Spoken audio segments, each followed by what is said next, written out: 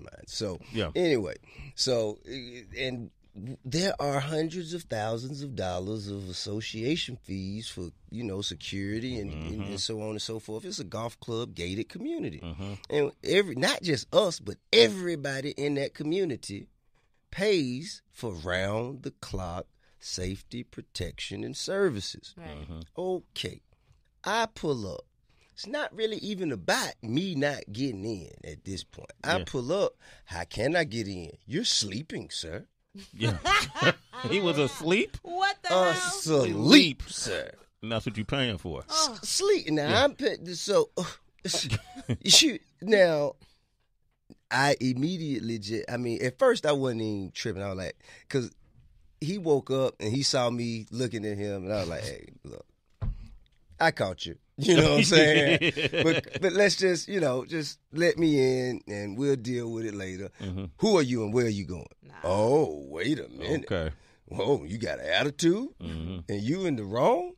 Nah, bro. Man, but I'm going to still give you my name, tell you where I'm going. And after I do that, after you've heard everything you need to hear to do your job, hit the button, raise the gate, and let me go on about my business. I think you are now embarrassed that I caught you sleeping. Yeah. Now you just trying to act out, and I don't know what the strategy was. And I did, and I was upset. You know what I'm saying? And I spoke to him like I was upset. I didn't threaten him, but I did let him know I was very upset. And I left, and when he finally raised the gate after he called, Tamika called, and she said, "Why are you doing it?" You shouldn't be holding him up. And they're talking on the phone, and he tells her, "Who the hell do you think you're talking?" He talking to her like that. Wow. Are you serious, bro? You tripping, home? Yeah. You need to raise the gate, man. You know what I'm saying? So he finally raised the gate, and I walked back because I was hot. And I knock on the window, ask him to step out so we could talk, somewhere over there. In the corner? I just wanted to talk. I wanted to have a private discussion. I felt like if I was willing to have a private discussion and he was willing to have a private discussion, there's nothing stopping us from having a private discussion. Men should be able to talk. Absolutely. If there was two consenting adults. Yeah. Does he still work there? I ain't seen him. But this is the point. Okay, so this is the issue between a resident and an employee. Okay. Now, it could have stayed there.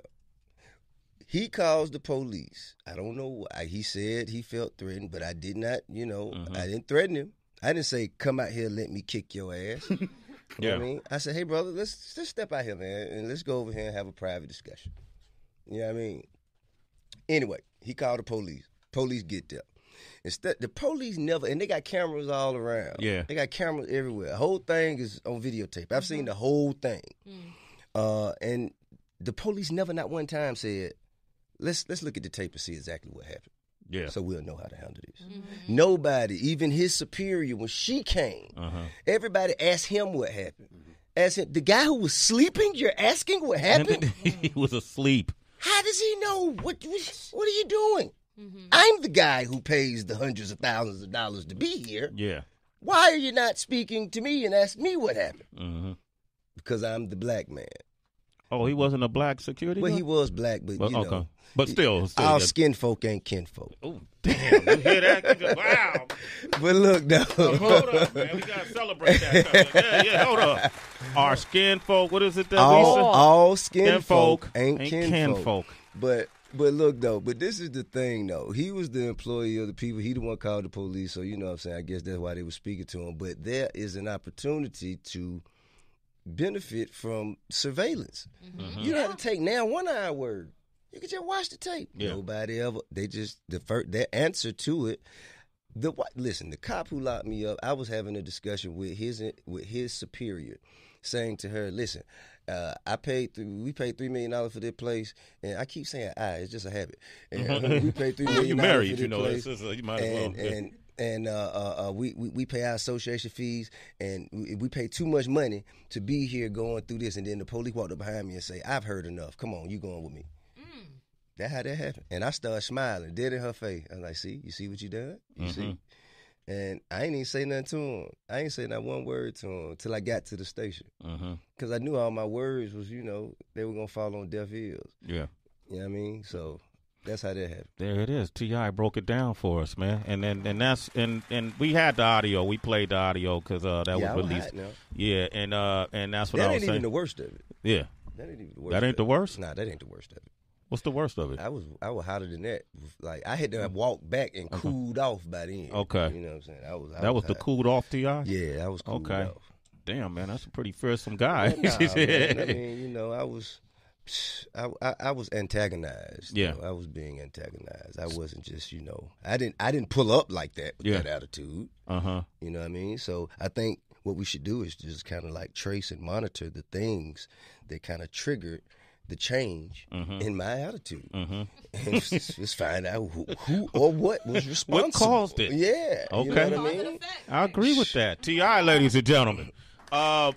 One of the things we saw this interview with MIXX magazine, and you talked about how you wanted to help rebuild the community that you grew up in. Sure.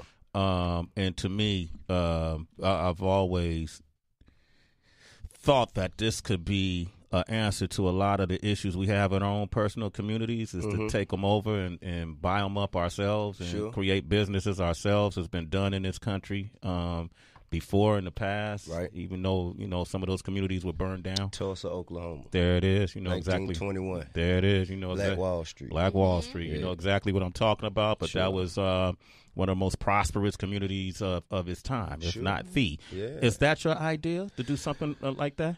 Well, that's extremely ambitious. Okay. I want to start small, one step at a time, and.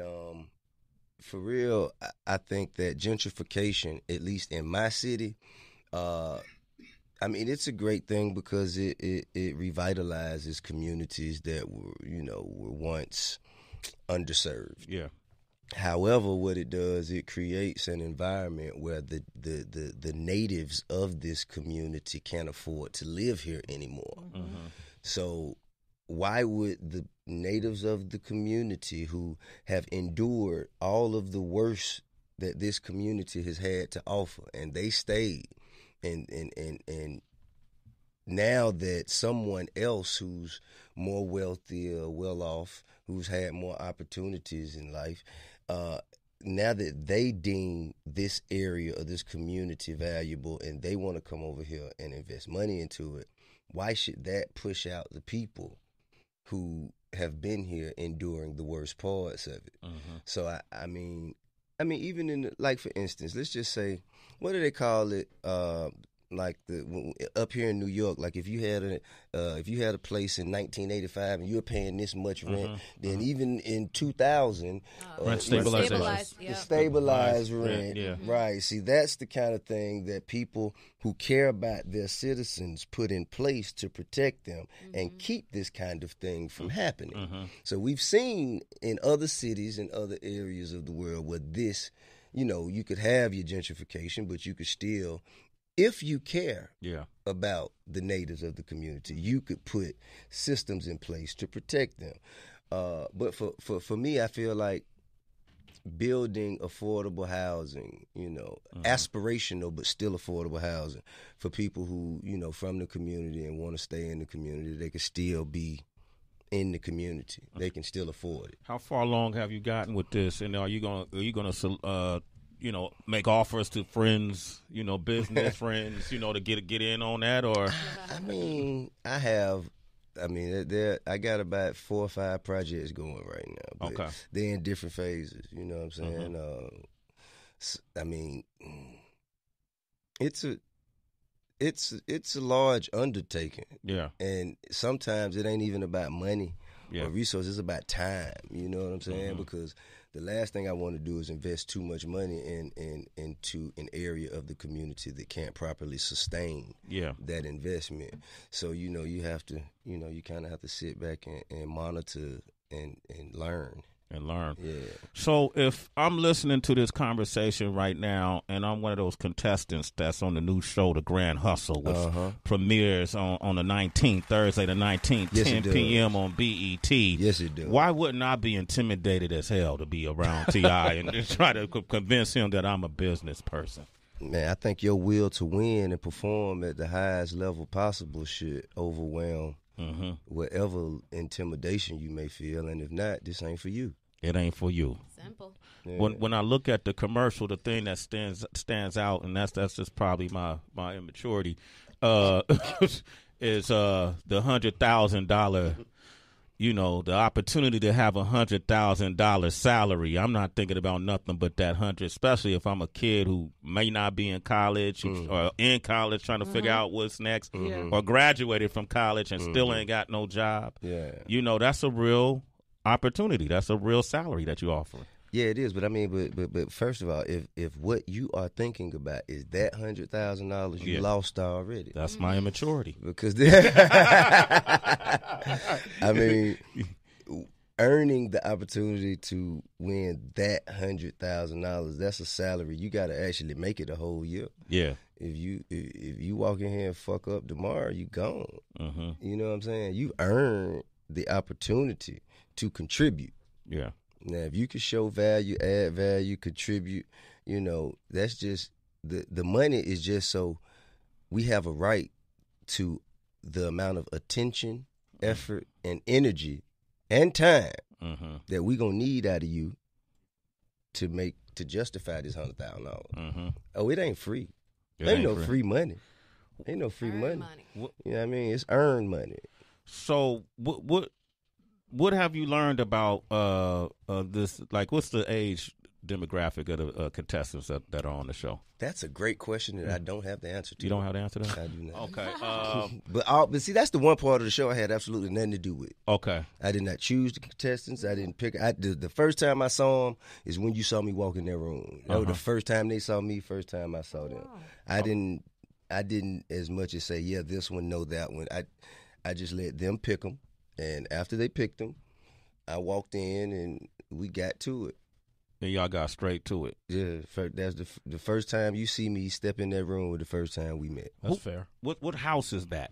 That's a nice house you standing in front of. It's a nice house that I don't own. It's a rented house. And I will tell you, the one thing that I've learned in being in reality TV is never use your house.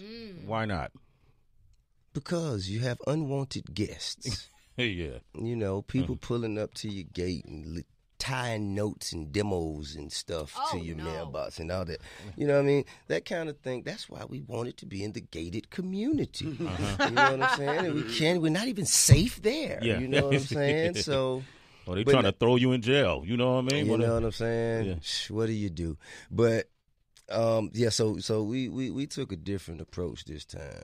Okay. Yeah. Man, this looked like a good show. We've seen shows similar to it in the past. It's interesting. Yeah. What shows you talking about? I Want to Work with Diddy. Okay. 50 had a show. 50 Cent had a show. Okay. Dame Dash.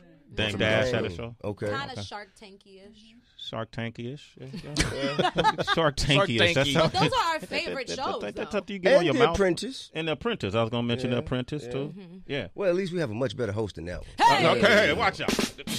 I'm here all night, people. Okay. I mean, I think that all of these shows are unique in their own right. But the thing that is going to separate them more than anything is the approach of the host, how the host actually conducts himself and his business and how he interacts with the contestants. Yeah. You know what I'm saying? Like, that is what is going to make each one different from the next. T.I. is here, man. I'd be remiss if we didn't talk about other aspects of his career. DB's a big fan of your acting career. Last time you were here, I asked you if you were going to resume your role in Ant-Man, and you couldn't talk about it because it hadn't been confirmed yet. But now that the movie is in theaters, it has been confirmed by Marvel. And let's go ahead and take a listen to that. Wow, Dr. Pym. Like who would have thought that once again, in your hour of need, that you would turn to us, you know? Not me. Hey, what's up with the fancy pastry? We got to keep the food budget down. Well, what are we supposed to have for breakfast? The oatmeal packets. Oatmeal packets. You put some cinnamon, put a little honey, whatever. Guys, come on, man. We got bigger fish to fry. Is that my desk? Yeah. Why do I have such a small desk? Well, because you weren't there when we were choosing desks. Well, I was under house arrest. Yeah, I got it at a rummage sale. So you save money on my desk? Guys. Hope, please. We need to focus, all right? We got to find that lab already. Jeez. I was curious because That's some good banter right there.